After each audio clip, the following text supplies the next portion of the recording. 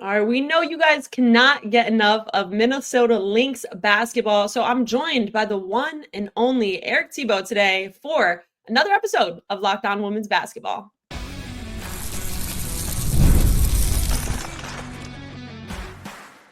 You are Locked On Women's Basketball, your daily podcast on women's basketball. Part of the Locked On Podcast Network, your team every day.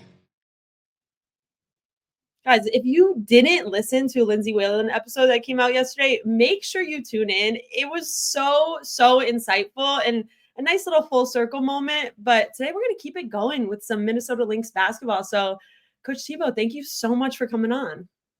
Gigi, thanks. It's great to be here.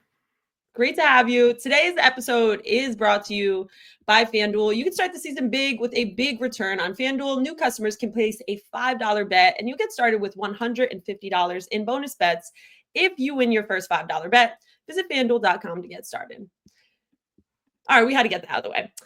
But Coach, I want to talk to you a little bit about the offseason to start first. And first of all, congrats on this new role. I think that this is just going to be so amazing. And I know so many people are excited to see what the Lynx continue to cook up. So congratulations. This is great. Thanks very much. I feel very fortunate to have landed with just an outstanding organization. I want to talk to you specifically about just opportunity. And I had to tune in. I know you went to a local school to DC. You went to Howard. Friend of yours, you went and talked to the team and you just talked about opportunity, and not to be dramatic, but it made me want to run through a wall. Like I was like, okay, this is so true. And I felt like back in college, we would get people come tell us all the time, this is the time of your lives. Don't take it for granted. Look to the people next to you. This is a great opportunity. And so were you kind of also speaking to yourself and this new chapter that you're going to have with Minnesota?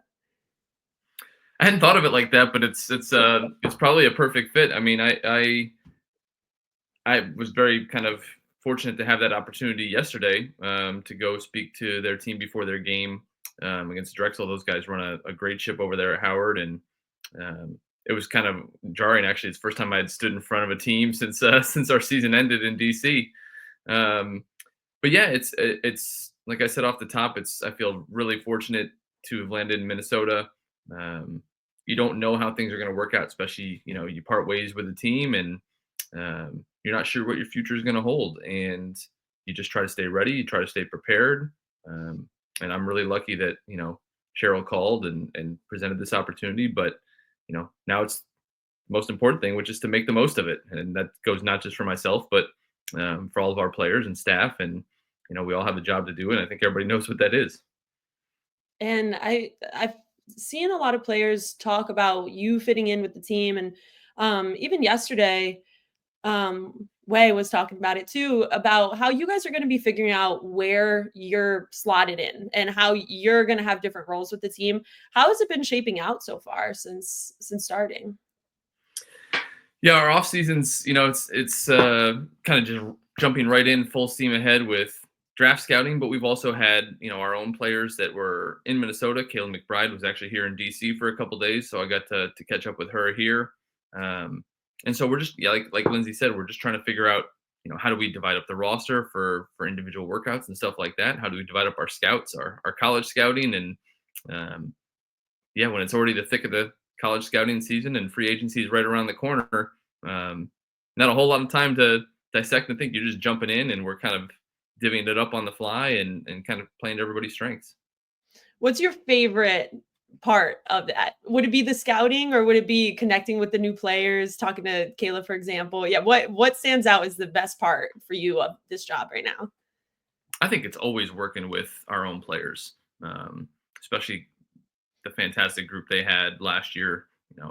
The idea is that a lot of that group will obviously return, and somebody like K-Mac, who kind of admired from afar. I was telling her about how badly we tried to trade for her the year she was drafted before the draft, and to finally get a chance to work with somebody like that is amazing. And that's what, once the season starts, that's what we do day in, day out, is just trying to help our players be the best they can. And that's always been the most interesting, the most fun, the most rewarding part of the job for me. Garage band. That was the thing that she said was keeping her going through this postseason. One of our writers at the Next had asked her, like, what are you doing? And like, how do you take your mind off the game when you're not on the court? She's like, just a lot of garage band. Yeah, and it's I think a different experience for her not playing overseas right now too. Yeah, and I wanted to ask you about that. This is a revolutionary offseason, and one of your players is at the helm of that with Unrivaled. So how's it been where you know that at least you have a couple players that are going to be staying stateside? Does that change your plans for the offseason at all as a coach? I think definitely, we're still kind of finalizing that right now, but um, knowing that Fee and K-Mac and Courtney Williams will be playing in Unrivaled. We'll have Alyssa Peely in Athletes Unlimited, and as we build out our schedule and where we're going to go, we want to make sure we see those guys. We want to make sure we see them not just from the coaching staff, but from our medical staff. Credit to Unrivaled, they seem to be trying to do things first class with the best interests of the players and their well-being at heart, and that helps. I think that's going to benefit everybody. But yeah, I think it's a really exciting time. You're seeing different paths for players to work on their game, to stay home, to keep their bodies ready, and I hope that means big things for a WNBA season and specifically a Lynx season. Right, and that they're not sticking to a three by three style of play. It's gonna be they're gonna be ready for some 5-on-5 come W time. But Yeah, that's I great think that so. you'll go and watch. And I know the team had at least posted that you were with Alyssa on the court getting some shots up. What was that like to be on the court with her? And I'm assuming that's someone that you watched throughout her college career, and then you got to stay tapped in as a rival coach. So yeah, what was it like for you to step on the court with her? It's interesting. Like we spent, as you're getting ready for the draft the year before when she was in the draft, you spent a lot of time studying her, and we interviewed her at the time for our pick in Washington, and all of a sudden you get a chance to work with her on the court and you get to see it up close, and a lot of the things that I kind of assumed from afar about her skill and her ability to shoot the ball are very true. I think she seems really motivated coming off her rookie season and being part of a good team to want to make an impact. So it was fun. I think it was like 7 a.m. the morning after I got in, like, let's go. Rebecca Brunson led the workout, and Lindsay and I were chipping in, and just felt right. That's the way I wanted to be. Just hit the ground running. All right, Coach, we got a lot more to talk about. We're going to take a little break right now for our listeners, but I want to talk more about how this team that just a point or two away from a W title this past season is looking to gear up to secure that title next season. So more with Coach Thibault after this. Today's episode is brought to you by Built Rewards. If you're a renter, listen up. And this is for me too. This is a total game changer. Thanks to Built, you can now earn points on rent payments just like you do with groceries or travel. Paying rent now comes with serious perks, and it's completely free to join. Earn valuable Built points on your rent and everyday spending at no extra cost. You could redeem points for flights, hotel stays, and even future rent payments. It's a no-brainer. With over 500 airlines and 700,000 hotels in their program, the possibilities are endless. Access unique experiences that are exclusive to Built members. I love using Built points for travel, and Built just makes it so much easier to turn rent into rewards. If you're already paying rent, why not make it work for you?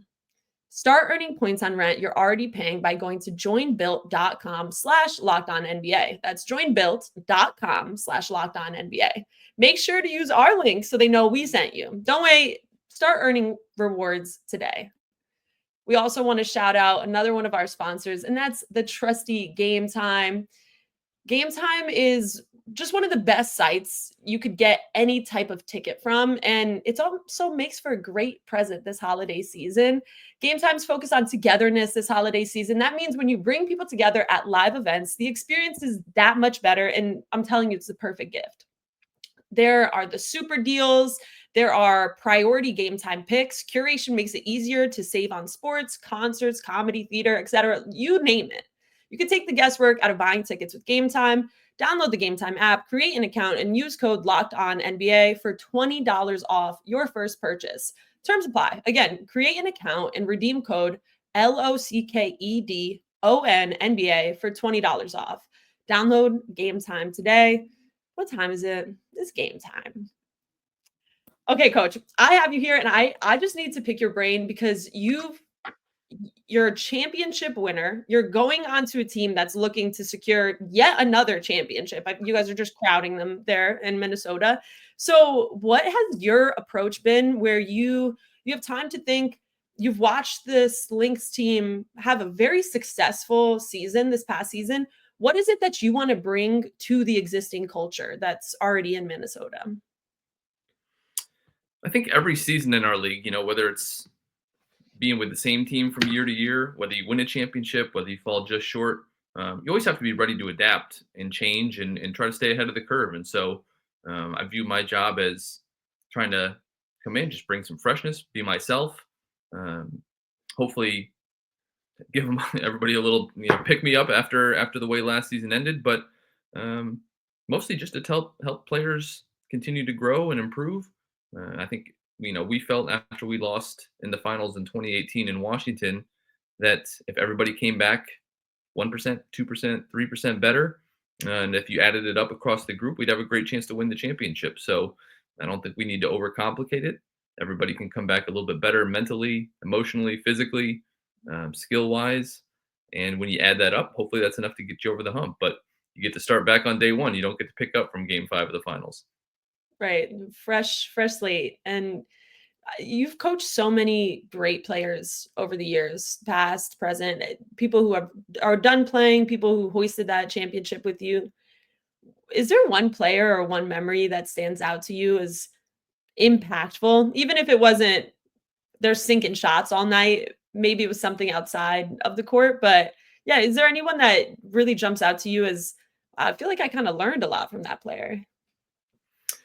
I just think about when we did have our championship run in 2019. We had a lot of players playing physically through various ailments. Elena Deladon being out there in the finals, clearly not 100% physically, putting her well-being on the line, laying it down for everybody in the organization and all the fans.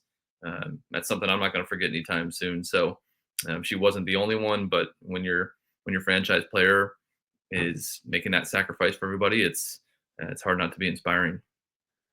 Wow. I can only imagine too what it's like to be around her. And now you're coming, it's over to Minnesota now. The core players, like the ones that you guys keep. I just remember watching the entire season. This Lynx team, in a way, I think the general population kind of didn't have the Lynx on their radar, and for whatever reason.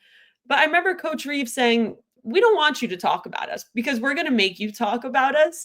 And it's just such an infectious energy from her. So, yeah, for you, knowing that you're going to be joining Coach Reeve, who has her mindset's very much game to game, maybe as any coach, but it's very specific to her. What is it like working with her and next to her?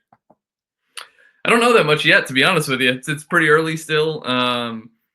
I think what she's done over the course of her tenure in Minnesota is establish a culture and identity for her team over an extended period of time that is, among the best in all of sports. What a Minnesota Lynx team is going to play like. They're going to be tough. They're going to be disruptive. They're going to be unselfish. And the identity that group created last year. Some of the group had been together a while, but then you dropped in people like Courtney Williams and Alana Smith, and it was definitely a feel of a team that was super connected, that got a lot out of everybody that was on the court. And I think it's the tone Cheryl has set over the years. And then you have a superstar like Fee, who maybe everybody now is aware of is the superstar in our league. But when she is unselfish and plays so hard, and smart and a great teammate, kind of like I mentioned before with Elena, that sets the tone for the whole organization. So I'm excited to learn a lot from them. Hopefully I can do my part and bring some things to the table to both help Cheryl as her assistant and as well as Fee and the rest of the roster. But when you've got that leadership in place, it makes it, really possible for everybody else to contribute and do their job as well.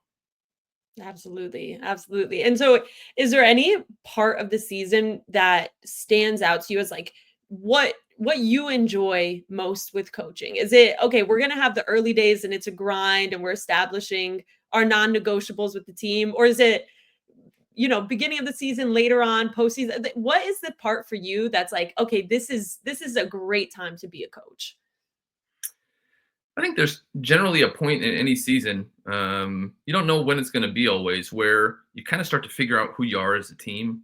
And sometimes that happens in some tough moments. You lose a tough game on the road, or you got a tough run of the schedule. You're playing 5 and 9 days, and you find out something about yourself. In a very extreme way, we went through it in Washington last year, starting 0-12, and we had to figure out who we are and how deep we are willing to dig. Sometimes it's smoother than others. Sometimes you can go on a roll and then lose a couple, and you got to have a little gut check and figure it out. So I love those moments of, either we're being tested and we need to figure out what we're all about, or those moments where you can start to feel it coming together. And usually that happens, some point in the middle of the season, and you start to really figure out who you are. And I know a lot of people are curious about that relationship with leadership on the team, where you talked about it with the Mystics teams in the past, where it's like, no, coach, you could be harder on us. Like we could take it, and we could fill up to these like high standards that we want you to have. So yeah, what is that like for you to allow space for players to come to you and tell you, all right, we want this, but you also want to give them time to establish their own culture just within the players. So yeah, I know a lot of people ask about that, unique to the W, what it's like to be a coach, and then also establish a relationship with the leadership that's on the team, within the players themselves. Yeah, I think there's a few things that go into that. It's the coach's job to set expectations, what the standards are going to be and how we're going to do things. But the best led teams, and I think all the best coaches have probably said this at some point over the years, is the best teams are going to be player led. And now you need to make sure you got the right players to do that.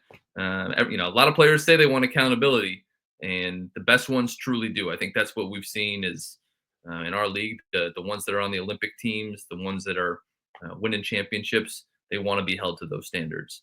And, I think Cheryl's always done a good job in Minnesota of creating a leadership group within the team and giving a voice. We tried to do similar in DC. But when you have a good alignment from front office, coaching staff, players, especially your best players, that's where you see, this team looks like it's firing on all cylinders. Coach, we have so much more to talk about when it comes to mindset. We're going to take one more short break, and then we're going to be back to talk about your approach as a coach and how you navigate between different teams. So stick with us. The very last segment of Locked On Women's Basketball coming up after this. Today's episode is brought to you by FanDuel. FanDuel is another one of our sponsors that we love so much. And we talk a lot about basketball on the show, but they are really in deep with football. So if you ever have, a free moment on a Sunday and you happen to watch football, FanDuel's got your back covered. It's America's number one sports book, because right now new customers can bet $5 and get $150 in bonus bets if you win. The FanDuel Sportsbook app gives you everything you need to place live bets on the NFL all in one place. So when you get a hunch in the middle of the game, you can check out the latest stats, view live play-by-play, and so much more on the same page where you place your bets. Just visit FanDuel.com to join today. You'll get started with $150 in bonus bets if you win your first $5 bet. That's FanDuel.com. Never waste a hunch and make every moment more with FanDuel, an official sportsbook partner of the NFL. Okay, Coach, thank you again for being on. I actually wanted to talk to you about K-Mac, and one thing that she had said about you and the Mystics this past season. So she was kind of saying that your X's and O's, like the things that you guys run, were quite similar. So she was excited to actually build a relationship with you, because maybe she felt like she kind of knew what she might expect from you as a coach. So yeah, I want to know from you, you just finished that season. Now you're coming into the Mystics, and it's like, all right, I guess it's a little bit similar, bare bones, but obviously there's so many different parts. So for you, giving your coaching wisdom, how do you go about learning a new team now as a coach of that team versus coaching against that team? It's a great question. I think, the similarities, at this level in the WNBA pro basketball, to an extent, your tactics and your style of play is going to be dictated by your personnel. If we in Washington had a 6'6" center who you could pound it to on the block all the time, our style might have looked a little bit different. But I think there were some similarities in the roster between Minnesota and Washington. But I really think there were similarities in maybe what we call basketball values about how the ball should move, about how we want to play with space and pace. We're going to be unselfish. We're going to be tough-nosed defensively. I think those are the things that really felt similar between the two teams. So, I feel like I know their team. I'm sure there'll be things I learn day to day in-house once I'm on the court with our players. But, I think what's appealing to me about somebody like K-Mac, as well as others on the roster, is you've seen them improve from afar. She's into her 30s now, and I saw her get better last season. And that says a lot about what motivates a player. If she didn't plateau when she was, 25, 26 years old. And that's something I feel like I can relate to right off the top. I always want to improve myself so I can help our players. And, I know she likes to be in the gym. I've already heard a lot about that. She's got a routine of going about her work and her profession that is not an accident that she's gotten where she's gotten. And so it's, I hope I can bring some new little things to the table for her, but I'm also not going to mess up something that's going well. And I think that's kind of the approach I'll take with, especially that core group that's been there is, I've already talked with several of them. Like, what do you need? What are you looking for? What's worked for you? And then, I just like kind of getting my hands dirty and getting on the court. You have a lot of time together between workouts and practices and road trips and just trying to really understand and know what makes them tick so I can push the buttons at the right time and put the arm around the shoulder when they need it and, get over that last hump. Have your non-negotiables? It's like it's stuck in my head. Coaches over and over always saying like, these are our non-negotiables. You can't control certain things, but there's certain things you could control. And so it kind of is an empowering thing as an athlete to know that some stuff's in your control, even if other things aren't.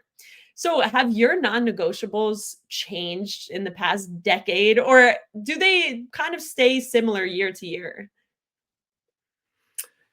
I think the non-negotiables probably just come from, the type of people we look for. That when we were bringing into our organization, we wanted people that were about the team, that were unselfish. To steal a Greg Popovich phrase, people who had gotten over themselves. We always tried to keep that front of mind. We tried to make sure it applied to us still as staff.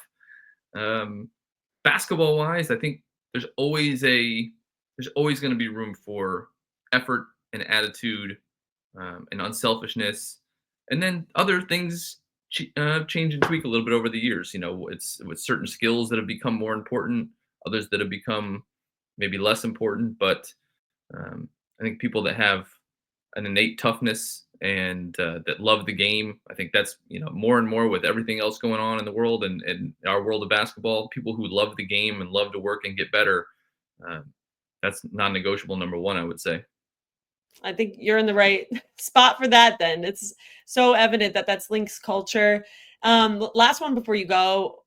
You said this offseason, you're eventually going to make your way in the gym with the players, but it's going to be a lot of scouting. So you don't have to reveal what players or what teams you're looking at really, but what are you looking for when you're going or you're watching the games at home?